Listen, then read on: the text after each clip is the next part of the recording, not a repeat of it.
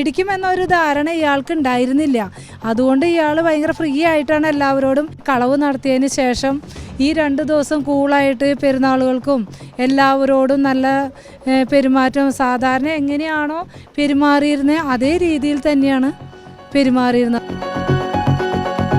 ഈ പിടിക്കുന്ന ദിവസം 5 മണിയോടുകൂടി ഡേവിസ് എന്ന് പറയുന്ന ഞങ്ങളൊരു കുടുംബ സുഹൃത്തിൻ്റെ വീട്ടിൽ ഉള്ള CCTV പരിശോധിച്ചപ്പോഴാണ് അതിലൂടെ ഈ നീല ടീഷർട്ട് ഇട്ട് അദ്ദേഹം കടന്നുപോയതായിട്ട് ബോധ്യപ്പെട്ടത്. 3 മിനിറ്റിനുള്ളിൽ ബാങ്ക് കവർച്ച നടത്തിയ ഇയാളെ 3-ാം ദിനം പോലീസ് പിടികൂടിയിരിക്കുന്നു. ചാലക്കുടി പോട്ടയിൽ ഫെഡറൽ ബാങ്ക് ശാഖയിൽ നിന്നും 15 ലക്ഷം രൂപ കവർന്ന റിജോ ആൻ്റണിയുമായി പോലീസ് ഇപ്പോൾ ബാങ്കിനകത്ത് തെളിവെടുപ്പ് നടത്തുകയാണ്. വെള്ളിയാഴ്ച ഉച്ചയ്ക്ക് ഇവിടെ സ്കൂട്ടറിലെത്തി ബാങ്ക് ജീവനക്കാരെ കത്തി കാണിച്ച് ഭീഷണിപ്പെടുത്തിക്കൊണ്ടാണ് ഇയാൾ മിനിറ്റുകൾക്കുള്ളിൽ ബാങ്ക് കവർച്ച നടത്തിയത്. പോട്ട ഫെഡറൽ ബാങ്ക് ശാഖയ്ക്ക് കഷ്ടിച്ച് 2 കിലോമീറ്റർ മാത്രം അകലെയാണ് ലിജോയുടെ ഈ വീട്. പിടിക്കപ്പെടില്ല എന്നുള്ള ഒരു ആത്മവിശ്വാസത്തോടെ ഇവിടെ കഴിയവെയാണ് ഞായറാഴ്ച രാത്രി പോലീസ് വീട്ടിലെത്തി ലിജോയെ പിടികൂടുന്നത്. ഞായറാഴ്ച ഉച്ചയ്ക്ക് പള്ളിയിലെ വികാരിയച്ഛനും വാർഡ് കൗൺസിലറും ഉൾപ്പെടെ പങ്കെടുത്ത ഒരു കുടുംബസംഗമവും ഈ വീട്ടിൽ വെച്ച് നടന്നിരുന്നു. ആ സമ്മേളനത്തിൽ പങ്കെടുത്ത റിജോയുടെ അയൽവാസിയും അതുപോലെ തന്നെ ചാലക്കുടി മുനിസിപ്പൽ കൗൺസിലറുമായ ജിജി ജോൺസണാണ് നമ്മോടൊപ്പം ചേർന്നത്. ചേച്ചി, ഇന്നലെ കാണുമ്പോൾ ഇയാളുടെ ഒരു പെരുമാറ്റ രീതിയൊക്കെ എങ്ങനെയായിരുന്നു? നോർമലായിരുന്നു, യാതൊരു ഭാവവ്യത്യാസങ്ങളോ ഒന്നും ഉണ്ടായിരുന്നില്ല. ഞങ്ങൾ കാണുമെന്ന് പറഞ്ഞിട്ടുണ്ടെങ്കിൽ ഇന്നലെ 2 മണിക്ക് കുടുംബസമ്മേളനമായിരുന്നു. എൻ്റെ വാർഡുമാണ് തന്നെ, എൻ്റെ യൂണിറ്റുമാണ് അത്. അപ്പോൾ സംസാരിച്ചു, ഞങ്ങൾ പള്ളിയിൽ നിന്ന് അച്ഛനൊക്കെ വന്ന് എല്ലാവരും ഇതിനെക്കുറിച്ച് ചർച്ച ചെയ്യുകയൊക്കെ ചെയ്തപ്പോഴും ആൾക്ക് വലിയ ഭാവവ്യത്യാസം കാര്യം. കുടുംബസമ്മേളനത്തിൽ വെച്ച് ഈ ഒരു സംസാരം ഉണ്ടായി. അപ്പോൾ ഇയാളുടെ പ്രതികരണം എന്തായിരുന്നു? കള്ളനെ എങ്ങനെ പിടിക്കാനാന്നുള്ളതിലാണ് ആൾ സംസാരിച്ചത്.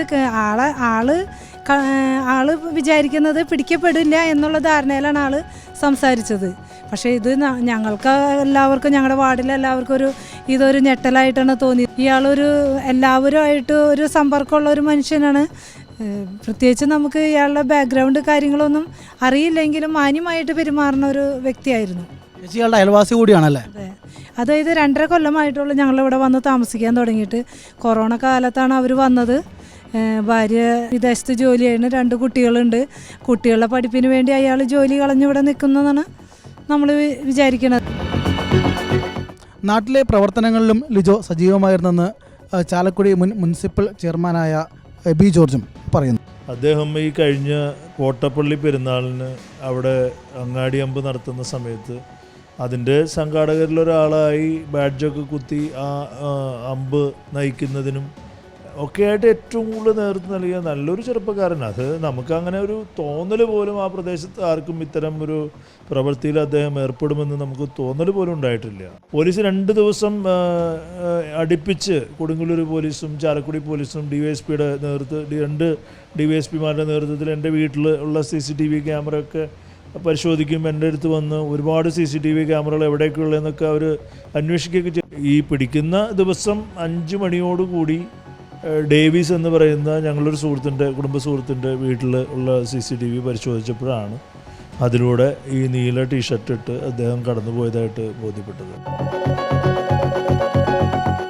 ഇന്നലെ വരെ തങ്ങൾക്കിടയിൽ സജീവമായി ഉണ്ടായിരുന്ന ഒരാളാണ് കവർച്ചയ്ക്ക് പിന്നിലെന്ന് അറിഞ്ഞതിൻ്റെ ഞെട്ടലിലാണ് പോട്ട നിവാസികൾ. വിപുലമായ അന്വേഷണത്തിലൂടെയാണ് വലിയ ആസൂത്രണത്തോടെ നടത്തിയ കവർച്ചാ കേസിലെ പ്രതിയിലേക്ക് പോലീസ് എത്തുന്നത്. ഇതിനായി 100 കണക്കിന് CCTV ദൃശ്യങ്ങളും 1000കണക്കിന് മൊബൈൽ ഫോണുകളും പോലീസ് ട്രാക്ക് ചെയ്തിരുന്നു. എന്തായാലും വേഗത്തിൽ തന്നെ പ്രതിയിലേക്ക് എത്താനായതിൻ്റെ ആശ്വാസത്തിലാണ് ബാങ്കും പോലീസും.